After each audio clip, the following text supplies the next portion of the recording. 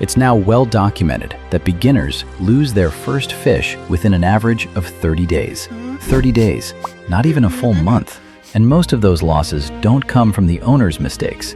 They come from something nobody told them. The pet store called it a beginner fish. The label said so. The employee nodded along. You bought it. The fish died. And chances are, you blamed yourself. But here's what I need you to understand. The pet store has no financial incentive to explain whether that fish is actually right for beginners. A lot of us can't help ourselves. We go back and buy again. New tank, new medication, new fish. That's how the system works. Not by design, but the result is the same. It's not your fault. Today, that's exactly what we're talking about. The 4 species sold with the beginner fish label that actually discourage new hobbyists the most, and the 8 fish sitting on the same shelf that genuinely survive. And one more thing, there's a fish on this list that almost everyone starts with, almost everyone loses, and almost nobody knows why. You'll understand when we get there. 1. Common Pleco.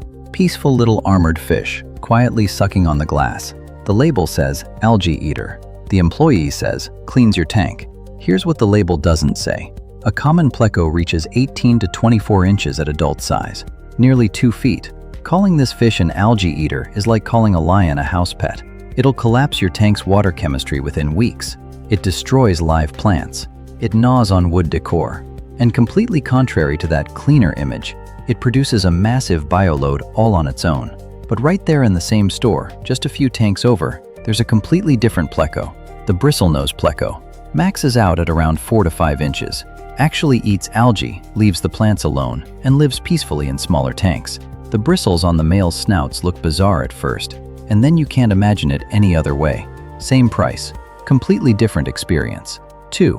Neon Tetra, the face of the aquarium hobby. The world's best-selling tropical fish, and one of the riskiest choices for beginners. They used to be genuinely hardy, but decades of mass production and inbreeding have seriously undermined this fish's genetic resilience. The neon you pick up from a pet store today has most likely been raised under stress with a weakened immune system. In a tank that hasn't fully cycled, even a small fluctuation in water parameters is enough. Then there's neon tetra disease, a parasitic infection. No cure. Nearly 100% mortality rate. It can wipe out your entire school. But if you want that electric blue and red, you don't have to give it up. There's something even better, the Ember Tetra. Small, amber orange, and in a planted tank it glows like a live ember. It carries everything you wanted from a neon, but comes from a gene pool that mass production hasn't worn down nearly as much. Far more tolerant of new tanks. About the same price. 3. Dwarf Gourami. Pay attention here, because you've probably never heard this before. The dwarf gourami is one of the most beautiful fish in the hobby.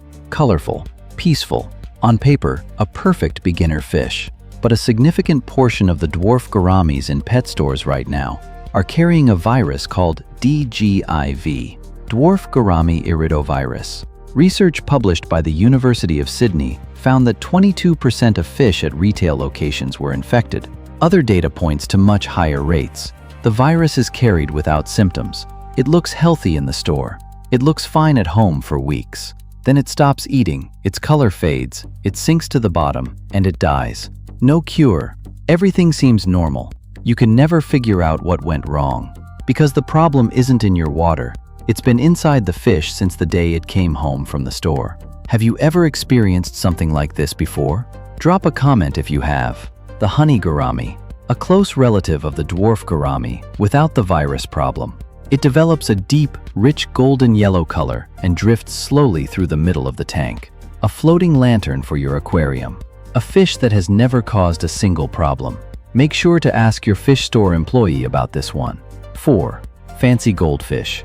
In a community tank, goldfish are tough fish, but they're cold water fish. A standard tropical community tank runs at 75 to 80 degrees Fahrenheit.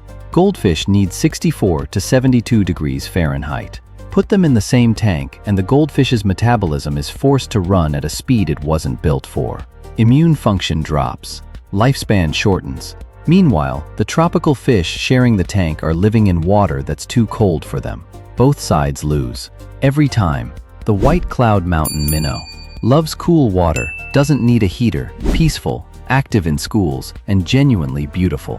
Produces about 1/10 of the bioload a goldfish creates. One of the safest beginner choices on this list. These 8 fish you can buy with complete confidence. 1. Zebra Danio, the Iron Man of the hobby. Thrives across a wide temperature range. One of the few species that can hold its own in a tank that hasn't fully cycled yet. Active, fast, gives your tank a lively feel. And when something goes wrong, their behavior changes immediately. The best early warning system your tank has. If you're setting up a new tank, start here. 2. Ember Tetra. Already mentioned, but it belongs on the list. When 10 to 12 Ember Tetras school together in a planted tank under the right lighting, there's nothing else you could want. Those little amber bodies glowing like embers through the foliage. And compared to neon Tetras, far better suited to new tanks.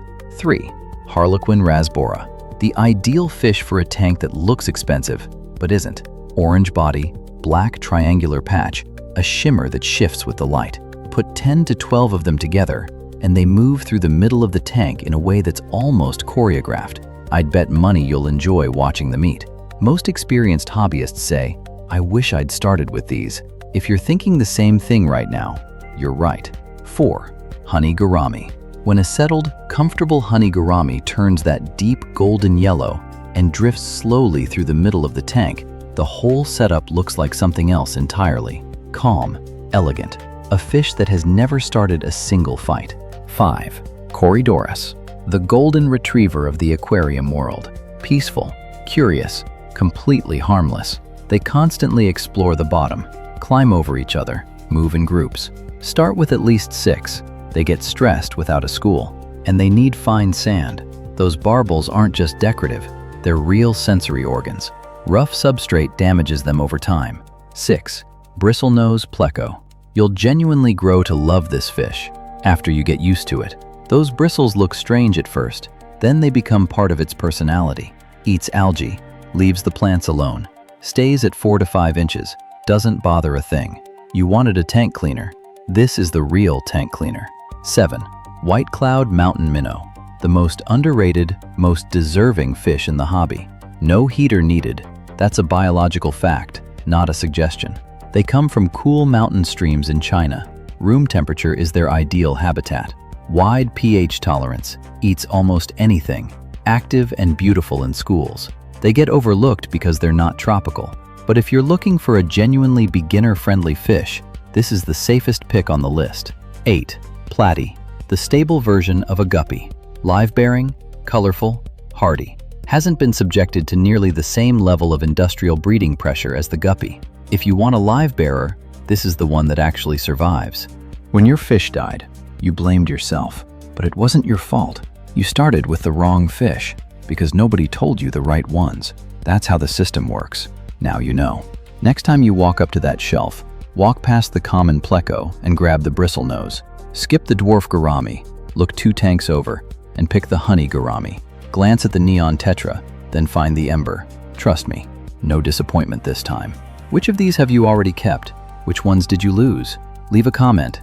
Your experience might help someone else. In the next video, I'll be covering 5 things you do every day that are stressing your fish out more than you realize. If you don't want to miss it, the subscribe button is right below. See you under the water.